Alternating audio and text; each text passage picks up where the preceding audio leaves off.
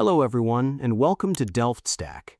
If Google Chrome is blocking your access to a website with a "your connection is not private" error, it means the browser cannot verify the site's SSL security certificate.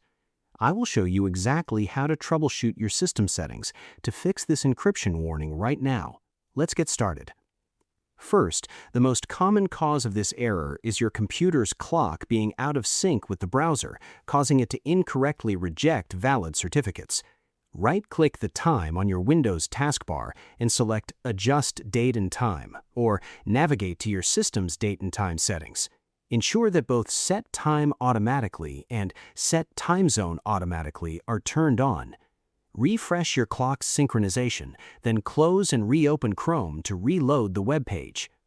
Next, if the time is correct, Chrome might be loading an outdated, invalid version of the site's certificate from your temporary storage.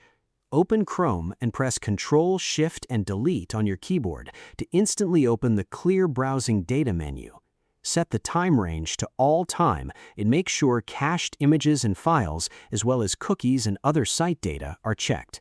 Click Clear Data to force the browser to download a fresh copy of the certificate before attempting to visit the site again.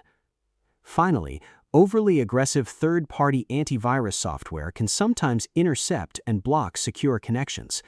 Open your antivirus application, navigate to the Core Protection settings, and look for a feature named WebShield or HTTPS scanning.